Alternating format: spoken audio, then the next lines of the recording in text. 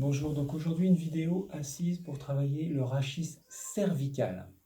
Donc je vais vraiment orienter toute ma séance sur le rachis cervical, assouplissement et puis un peu de gainage, de renforcement. Donc premier temps, je me mets un peu de profil pour que vous regardiez. L'idée c'est que je puisse déjà trouver une position assise où je me redresse. Donc j'évite les positions où je me laisse aller en arrière. Donc je me redresse, je fais vraiment ce qu'on appelle un auto-grandissement. Voilà, je me grandis, je regarde devant moi. Voilà, je peux tourner un peu pour vous montrer. Voilà, je cherche à être le plus grand possible, aligné possible toute ma colonne vertébrale. Voilà.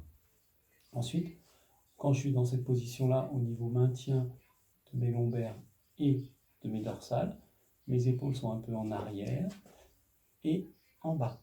Je fais attention de ne pas avoir les épaules en l'air et à l'avant. Donc bien en arrière, en bas. Voilà, mon dos est légèrement cambré. Et là, je vais commencer à faire des petites flexions.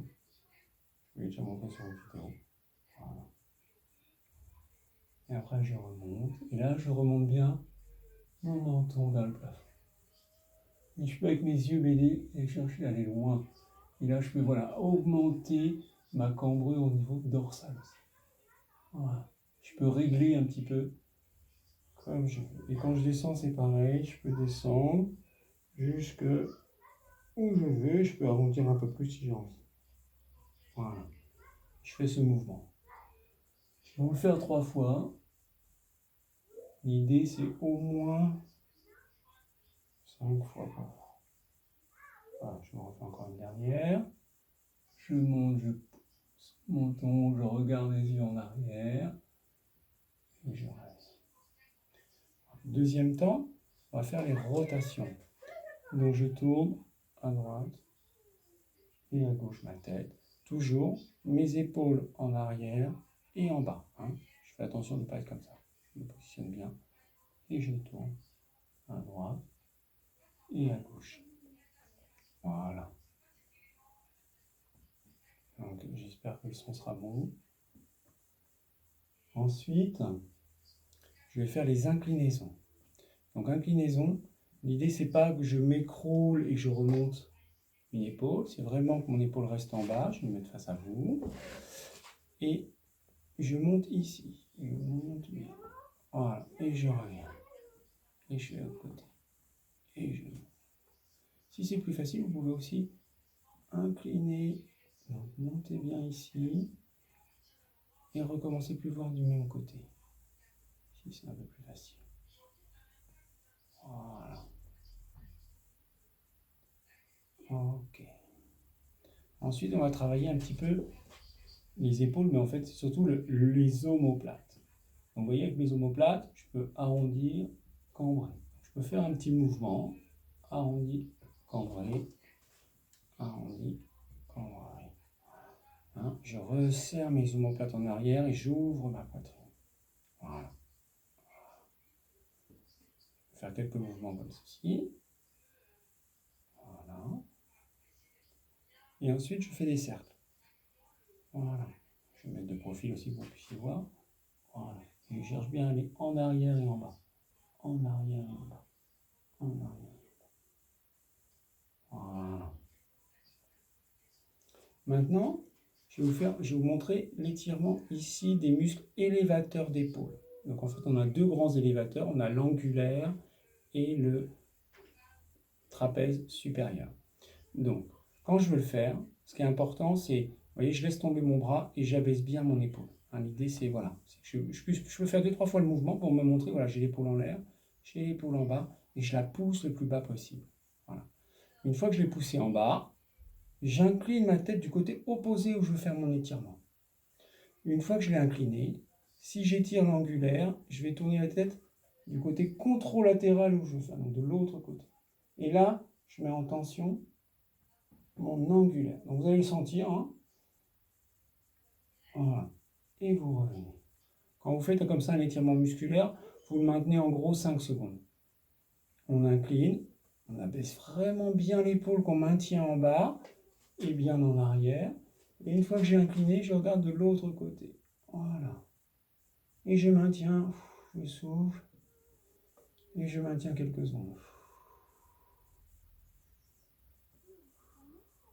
Voilà. Donc ça, c'est pour l'angulaire. Du même côté, j'abaisse bien mon épaule. J'incline toujours du côté controlatéral. Mais là, ma tête va tourner du même côté que mon épaule. Je fais l'étirement pour étirer mon trapèze supérieur.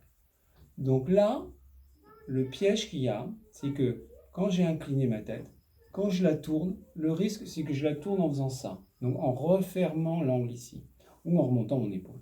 Donc mon épaule, elle est bien en bas. J'ai bien incliné ma tête de l'autre côté pour déjà commencer à sentir une tension. Et après, je tourne ma tête du même côté en gardant bien cette inclinaison par ici. Voilà. Et là, je sens que c'est un autre muscle qui tire. Alors vous verrez, vous pouvez avoir l'angulaire qui tire plus ou le trapèze. Ça va dépendre des gens, des moments. On relâche. Je vous fais de l'autre côté, parce que vous verrez, vous pouvez avoir un angulaire d'un côté et un trapèze de l'autre. Ça, c'est un grand classique. Donc, les épaules en arrière, l'épaule ici bien bas, hein, je l'enlève de mon... Voilà, je la descends bien, j'incline, et si je fais mon angulaire, je tourne de l'autre côté. Voilà. Et je pousse bien vers le bas mon épaule, et voilà. Voilà, je mets en tension. Et ensuite, voilà, et je maintiens 5 secondes. Je vous le refais une fois, et je maintiens. Voilà. Et maintenant, si je veux faire le trapèze sup sur mon côté droit pour moi, donc j'incline, toujours bien mon épaule en bas, et je tourne du même côté. Vous voyez, donc moi, aujourd'hui, c'est du côté droit où je vais plus sentir mon trapèze supérieur, et de l'autre côté, de mon côté gauche, je sentais plus mon angulaire. Voilà. Et je reviens. Voilà, donc là, vous allez sentir ici que voilà, vous avez détendu, et voilà. Hein, donc après, vous pouvez refaire quelques petits mouvements, c'est un mouvement de rotation. On fait des cercles dans un sens et dans l'autre sens. Voilà. Voilà. Et on revient. Voilà. Ensuite, un mouvement que je ne vous ai pas montré, vous voyez, j'ai utilisé aujourd'hui un tabouret qui tourne. Vous pouvez prendre une chaise de bureau qui tourne, c'est l'idéal. Sinon, ça peut se faire debout. L'idée, c'est que je vais prendre un point fixe devant moi. Je peux choisir une aspérité dans mon mur, je peux choisir un tableau, je peux choisir voilà, n'importe quoi qui est devant. Je choisis quelque chose de précis. Mes yeux vont se fixer dessus.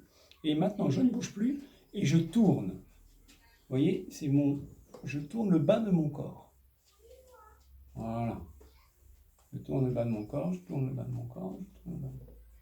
Voilà. Et là, c'est pareil, je peux réaliser. Donc là, je fais une rotation, mais avec ma tête fixe, et c'est le bas de mon corps qui bouge. D'accord? Donc c'est par rapport au deuxième exercice qu'on a dû faire aujourd'hui, qui était la rotation classique hein, en tournant la tête. Voilà, ben là je peux inverser les points fixes. Et ça va vraiment faire un travail différent au niveau de votre colonne cervicale. Ensuite, ce que je voulais vous montrer aussi, c'est que justement sur cet exercice-là, on peut avoir des petites variantes. C'est-à-dire que par exemple, je peux avoir ma tête qui va regarder quelque chose au sol. Donc je regarde un coin de carrelage, un bout de mon tapis, peu importe, je choisis, et là je fais le même mouvement. En fait, ce qui va être intéressant, c'est que vous allez pouvoir remarquer que par exemple, des fois, quand je suis en flexion, hein, parce que comme j'ai baissé la tête, j'ai une flexion au niveau de mon cou, et bien je vais avoir peut-être une meilleure rotation, ça va être plus facile, moins douloureux. Si c'est le cas, c'est que vous commencez par cet exercice-là avant de le faire droit. Et pareil, peut-être que ça sera très inconfortable d'être en bas, à peu près correct en haut, au milieu, quand vous regardez à hauteur des yeux. Et après, vous pouvez choisir quelque chose qui est au plafond, plus ou moins à hauteur, vous choisissez, et vous faites le même mouvement. Et là, je suis en extension du rachis cervical, et je peux tourner, voilà. Et là, je verrai, est-ce que c'est mieux, est-ce que c'est plus confortable ou pas. Et justement, quand je suis dans une période un peu douloureuse au niveau cervical, si je repère que je suis mieux en extension, mieux en flexion ou mieux en avant, je fais d'abord ces exercices-là et après, je vois ce que je peux faire dans les autres en regardant par rapport à la douleur. Et c'est toujours la douleur qui va me guider. Hein. Et je voulais terminer cette petite vidéo avec un petit travail de résistance, donc un petit travail de renforcement de la région cervicale. Donc le mouvement, c'est toujours, quand je vais travailler, c'est toujours, je me redresse bien, je refais cet effort de me redresser au niveau de tout le dos. Je mets mes épaules en arrière et mes épaules bien en bas. D'accord? J'évite ça. Donc, voilà. Et une fois que je suis en position, je vais pouvoir mettre ma main d'un côté et ma main va pousser ma tête, mais ma tête, au lieu de se laisser faire, elle va résister. Voilà, et donc là, je vais sentir que je contracte mes muscles de mon côté droit. Voilà, si je tourne ici, ça donne ça. Et alors, vous n'êtes pas obligé de tourner, hein, c'est pour vous montrer. Voilà, hein, pour vous ayez une meilleure vue. On relâche, puis après, je peux faire l'autre côté, évidemment, et je maintiens. On est sur des muscles du cou, des muscles profonds, et donc là, les contractions, elles doivent être assez longues. On est plutôt sur un mouvement, c'est pour ça que je vous ai parlé tout à l'heure, on est sur quelque chose de au moins 15-20 secondes, on peut tenir, vous verrez, c'est pas difficile. C'est vraiment, gardez bien, là je vais me remettre ici. Ce qui m'intéresse, c'est que vous ayez une bonne position du cou, c'est-à-dire que vous soyez déjà en position grandie, de ne pas être dans cette position-là quand vous faites les résistances. D'accord? Donc c'est vraiment, j'ai bien placé mon dos, j'ai bien placé mon épaule en bas, et je fais ma résistance. Voilà, de cette façon, j'ai fait droite-gauche, et je peux faire devant-derrière. Donc je peux me mettre main sur le front, et je pousse. Même chose, quand je pousse, je garde bien mon rachis cervical bien droit. Je ne cherche pas à pousser comme ça ou à pousser avec le menton. D'accord? Je reste bien droit. Et je maintiens. C'est parce que je maintiens, je peux même rentrer mon ventre parce que là, je vais faire travailler ma chaîne antérieure. Ensuite, je peux le faire en arrière. Donc je vais me mettre là, ici, je mets ma main.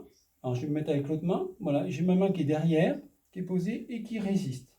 Même chose, je fais bien attention de ne pas être enfermé, enroulé pour faire ma résistance. Parce que là, je me suis grandi, je suis en bonne position. Et je maintiens. Voilà. Si vous avez envie, vous pouvez faire avec les deux mains. Voilà. Après, ça dépend de vos épaules, est-ce qu'il y a des douleurs ou pas. Mais ce que vous faites, si vous faites avec vos deux mains, faites bien attention de ne pas avoir les épaules qui montent, de bien avoir vos épaules en bas. Et je maintiens. Et faites bien la position de votre cou, faites bien aussi attention avec la base du crâne qui monte. Voilà. Vous pouvez aussi, avec vos mains dessus, en fonction pareil de vos épaules, et en évitant ça, bien l'épaule en bas, bien resserrée, vous pouvez chercher à vous grandir. Donc vos mains vont vous écraser et vont vous résister. Un mouvement que je vous ai déjà montré aussi, c'est après c'est pousser. Je vous le fais de côté. Là, ça a l'avantage de travailler vos fixateurs d'omoplate ici derrière, ceux qui sont là. Voilà pour aujourd'hui sur le rachis cervical, et je vous dis à la prochaine.